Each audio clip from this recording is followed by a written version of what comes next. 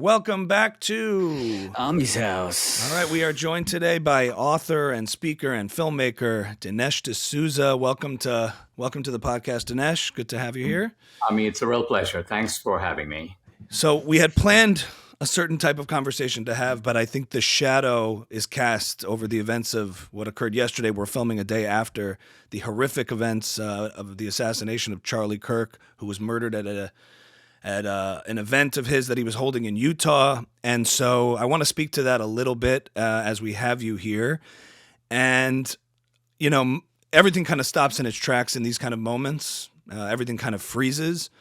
And one of the things you try to make sense of is that one of the things Charlie was really known for as a signature part of his legacy is free speech and going out there and having conversations and engaging in these controversial, difficult conversations using speech. At the same time, we find ourselves in the culture now where speech reaches this threshold where it can turn violent. There can be such a connection that we're actually seeing between violent rhetoric and action. And it's the challenge is, to what I'm seeing is you're seeing a lot of people now who are calling out all the people who demonize conservatives, who call Charlie Kirk a Nazi, who sort of provide this fertile ground, this permission to take violent action against someone like that. So my question to you, just to start us off, is how do you call out and confront dangerous speech while also fighting to permit it?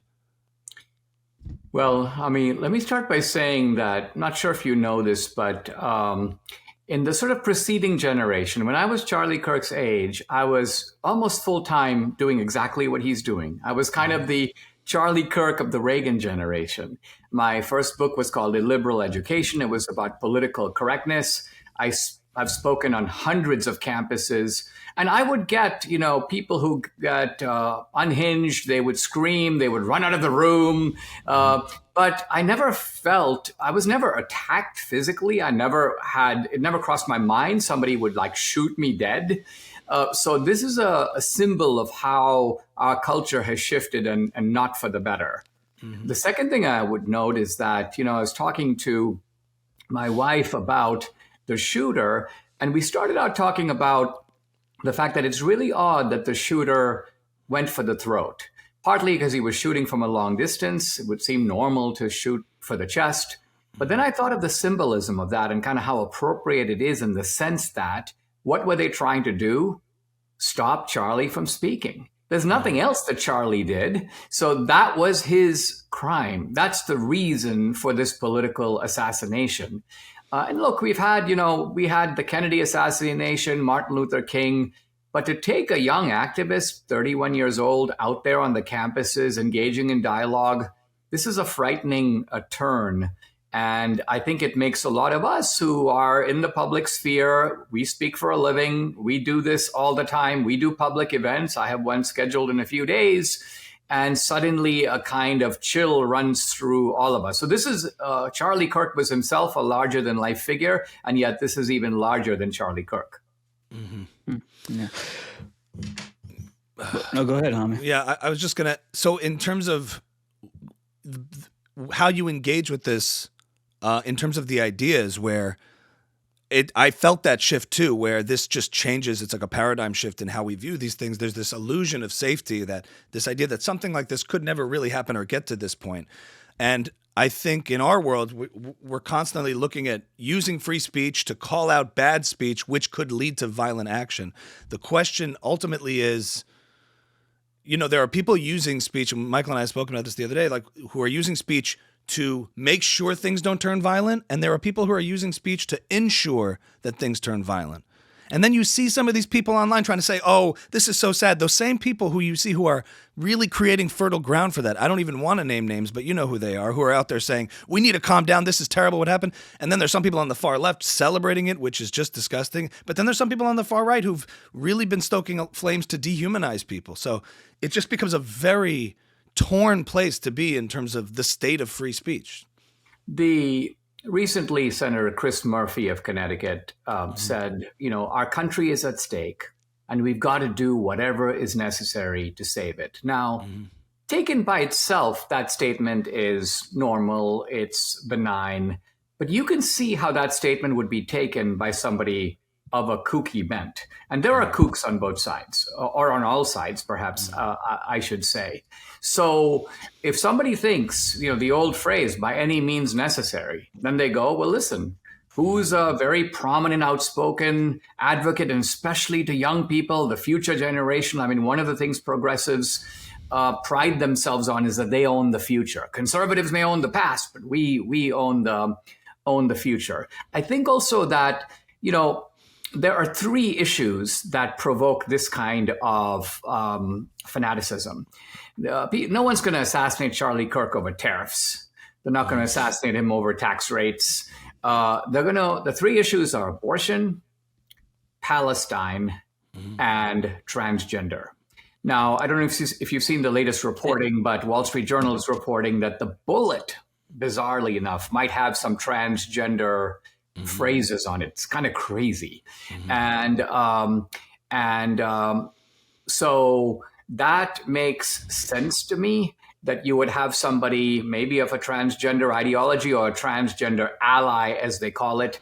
I also suspect that this is somebody with some military or law enforcement background, somebody who could take a precision shot at that distance and be comfortable that one shot would do the trick. Notice this is not a mass shooter. This guy didn't spray bullets in the crowd the way that the guy in Butler did. So there's a distinction in the type of assassin. This guy came to get Charlie, and he did.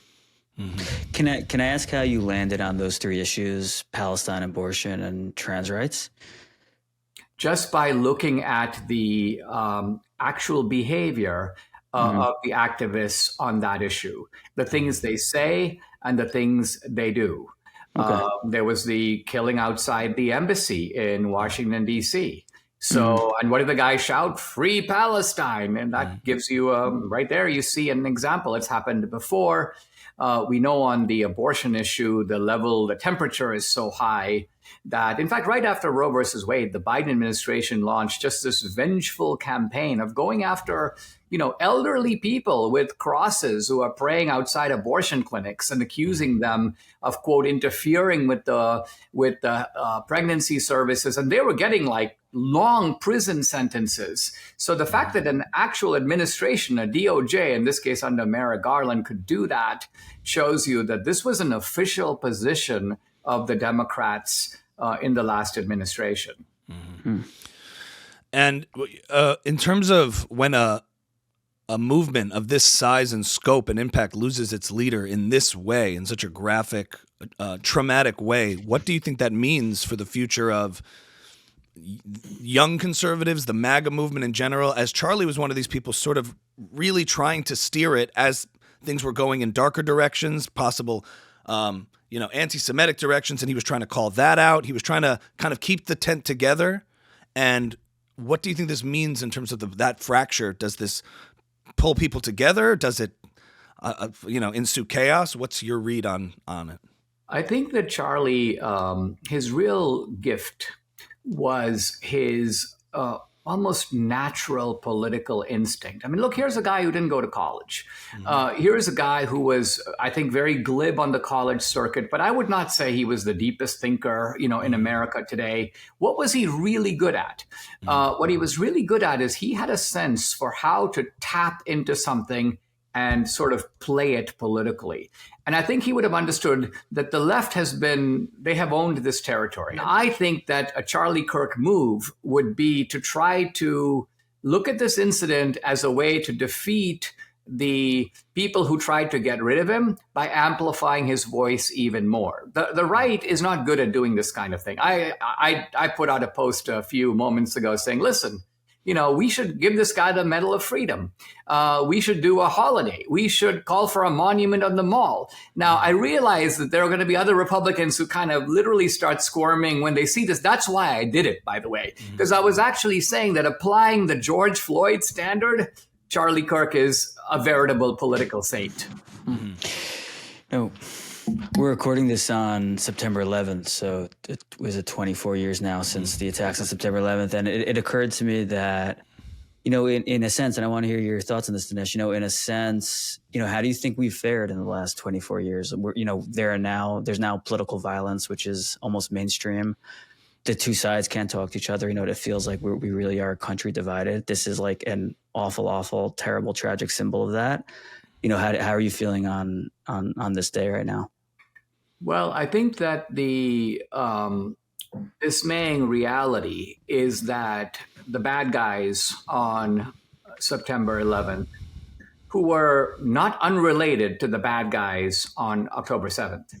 And I don't think it's wrong to see October 7th as Israel's September 11th. Right. The bad guys have this ability to do despicable, satanic things and come out victors in the propaganda war. And not only that, they claim the moral high ground by making the offense not what they did, but the reaction to it. In the case of 9/11, it was not so much the civilian casualties, but it was really Islamophobia. It's like, whoa, 9/11 was terrible. The first thing we got to watch out for, let's not become Islamophobic over this. And so by a sort of ingenious rhetorical somersault, a kind of backward flip, suddenly the perpetrators become the ideological victims. And the victims are somehow put on notice. Don't go too far in taking legitimate, indignant action to counter what just happened to you.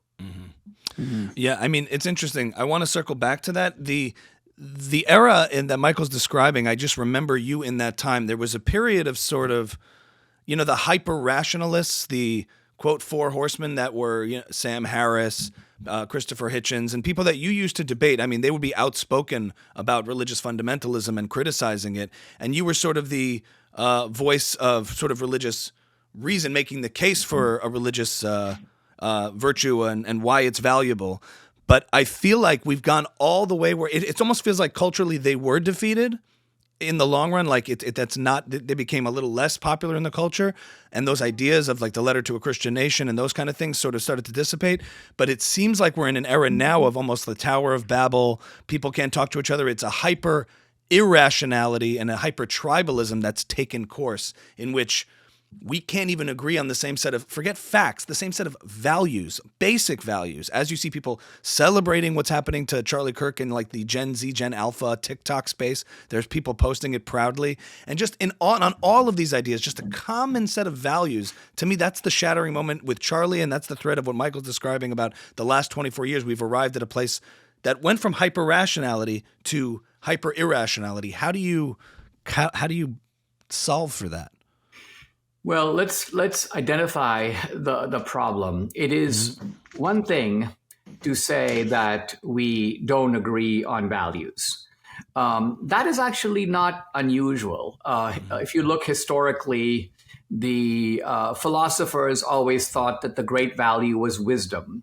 The soldiers always thought, going back to the ancient Greeks, that the great virtue was courage, the Homeric virtues. In the medieval era, it was holiness. So we have not in the past, but there's a big difference in disagreeing about the priority of values and what we have now. What we have now is one side's good is the other side's evil, and vice versa. That's a whole different matter.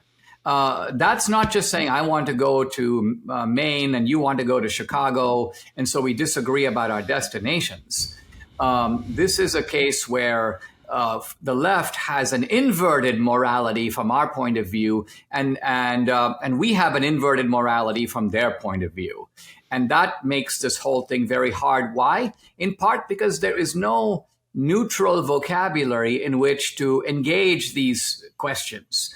So as a result, you have this quick breakdown of communication. And then there is the legitimation of violence, things like from the river to the sea, by all means necessary. To me, this is the coded language of violence. Mm-hmm.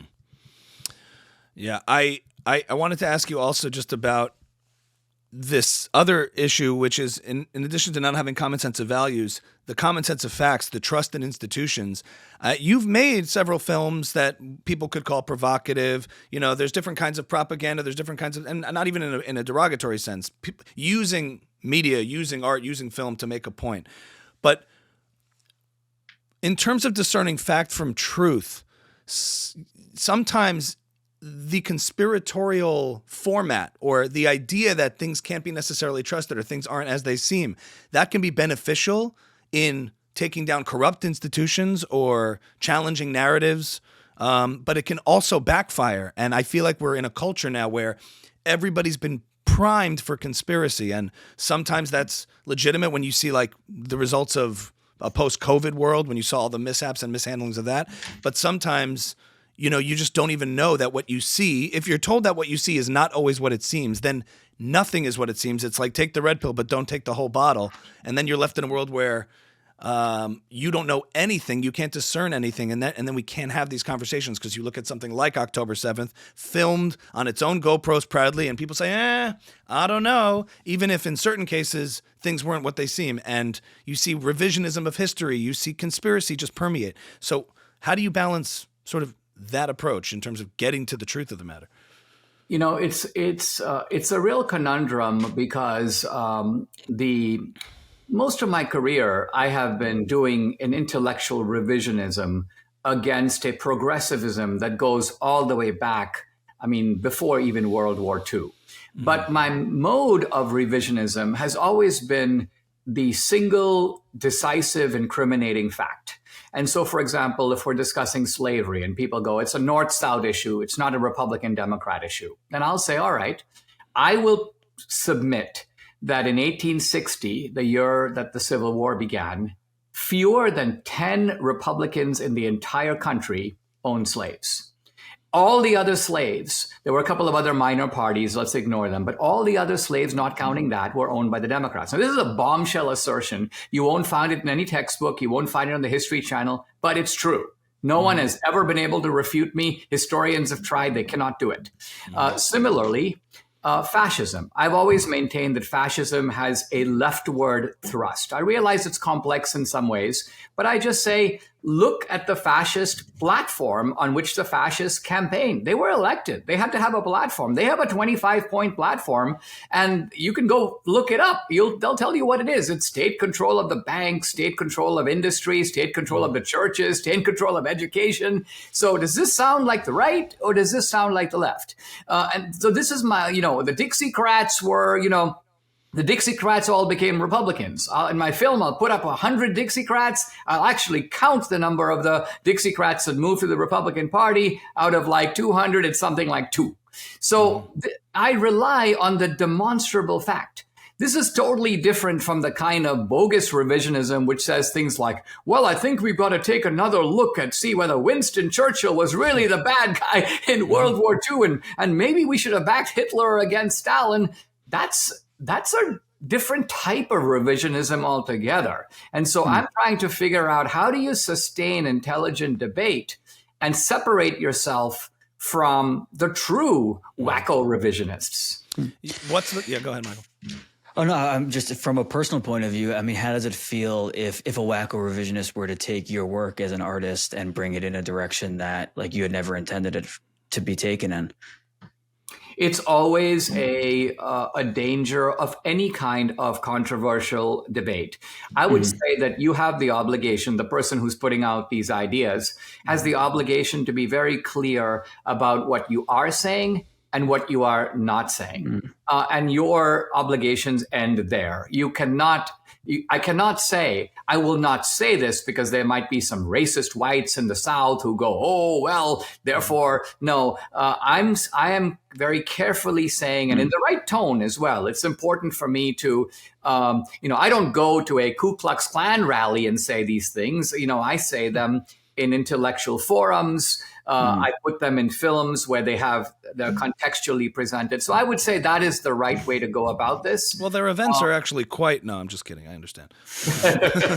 Yeah. Well, I've done debates, which are more fiery. I've debated, as you say, the new atheists, but, and we did those on college campuses. I did 10 debates against Hitchens in front of crowds just as big as the crowd in Utah Valley State that Charlie was at.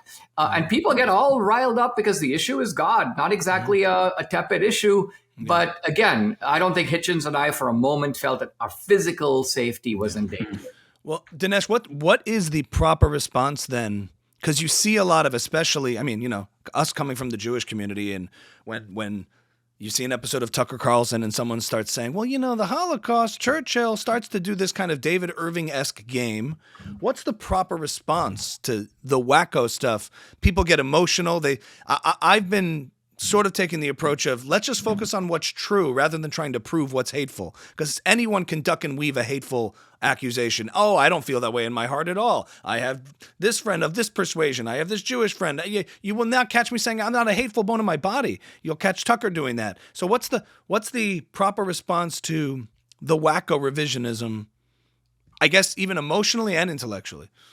So let me answer by invoking my new film, and I'm not going to go into it. And maybe, Ami, we should do another podcast and talk about it in more detail. Sure. But I'm not traditionally identified as like a big Israel guy. All my films in the past have focused on the meaning of America, but troubled by the absolutely bogus allegations of colonialism from the left. And then equally troubled by the rise of this anti-Israel sentiment on the right. And knowing Tucker as I do, last year an Australian billionaire invited Tucker and me together to go on a lecture tour to 7 Australian cities. So we spent about 9 days together. And one Klan rally. Just kidding. That's right. Yeah. None of this even came up. Tucker was talking about COVID and talking about... So there's a side of Tucker that, of course, all of us would want to cheer on.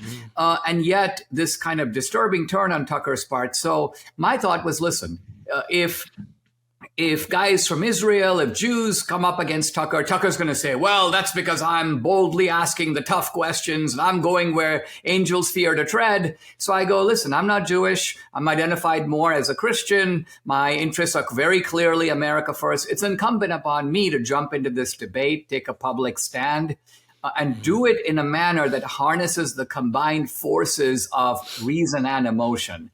I'm not a facts don't care about your feelings guy. I recognize, by the way, that movies are an emotional journey, but I also put a lot of history and a lot of I try to widen the scope of understanding. So part of what I'm trying to do in this film, The Dragon's Prophecy, elevate the debate above the cliches that are dominating it now and show people new angles, new perspectives. Even in my conversation with Netanyahu, I tried to pull Netanyahu right out of his rehearsed, because he's normally very clipped, very effective. But I threw kind of questions at him like, what do you think about Jesus? And then I don't say it. I let him because I want him to wing it. I want him to. If you converted Netanyahu, that would really throw it for a loop. I wasn't trying to do that. I wanted people to see, as with Trump, by the way, I think that the unrehearsed Netanyahu is actually better than the rehearsed one. So that was my goal, to bring out a side of Netanyahu that people haven't seen. And I think I do it in the film. Well, one of the things I noticed in the film is there's this thread that a lot of people, they focus on Israel as a geopolitical issue, as a modern battle, or not, that's been going on in sort of the modern era. And then there's these talks of, okay, the Bible stuff is interesting. That's one corner. And then the indigeneity and these other claims are another corner.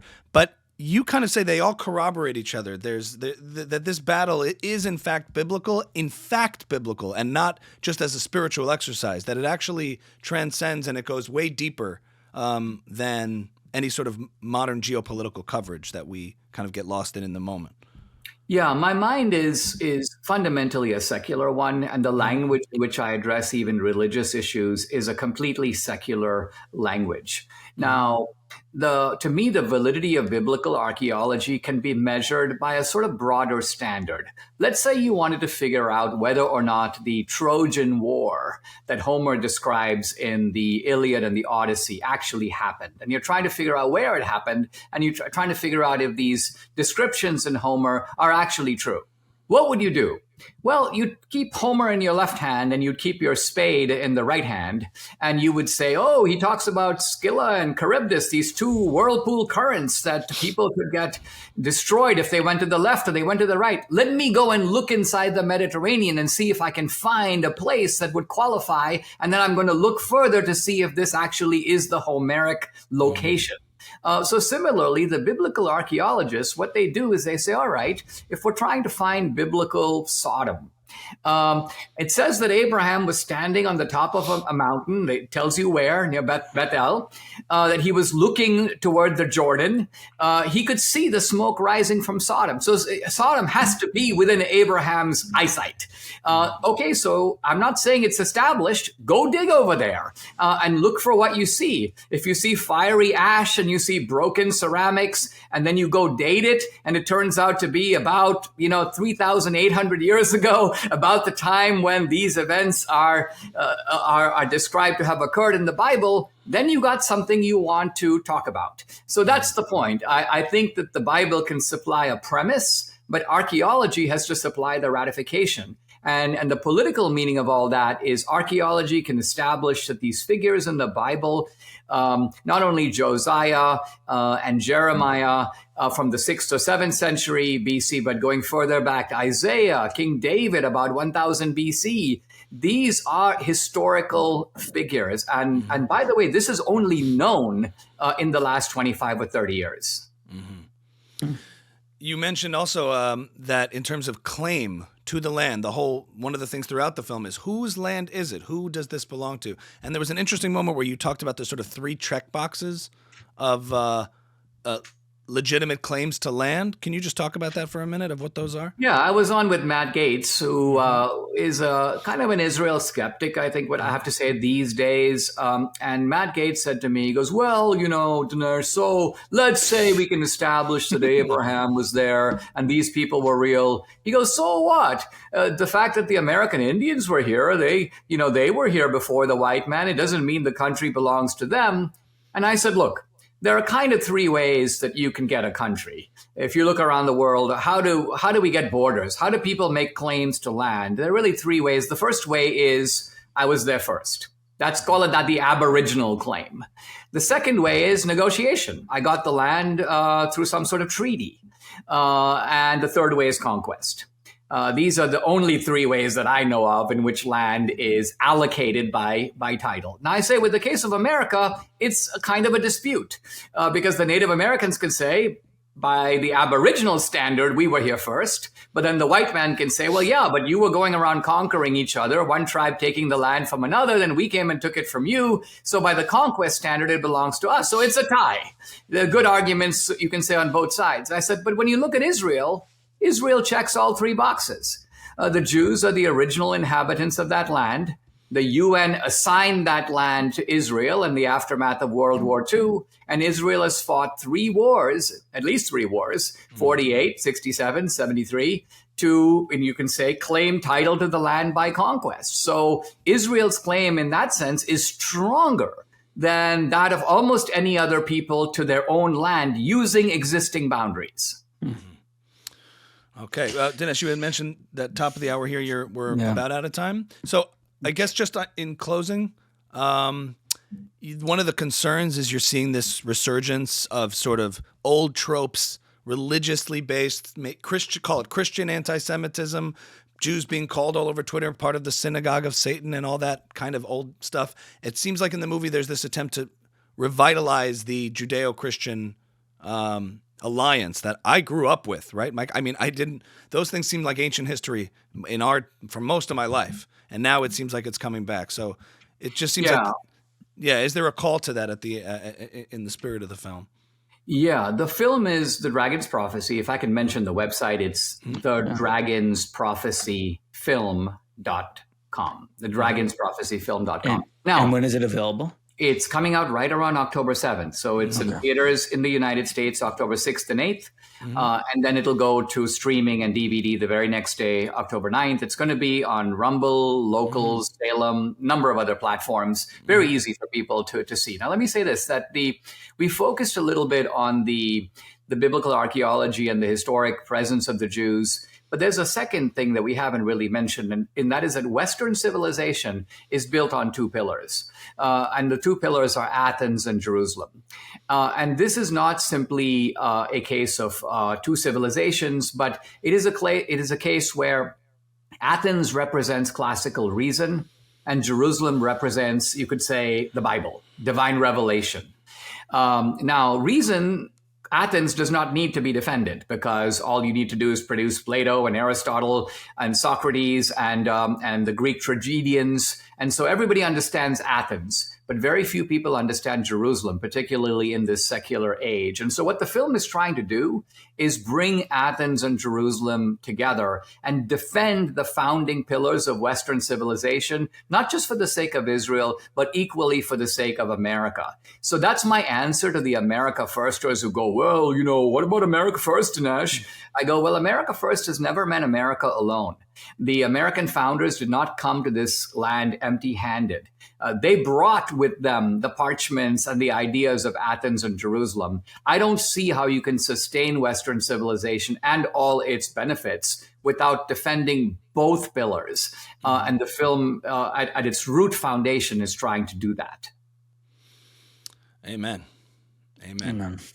Well, keep a lookout for the film coming out around October 7th. Dinesh D'Souza, thank you so much for joining us. This was one of these sort of therapeutic episodes that just kind of help talk things out and make sense of a very dark, chaotic world at the moment. And we hope that we could bring some light into it. So thank you so much for joining us. Love to join you some other time. Thanks so much. Thank you. Take care. Bye-bye. Thanks.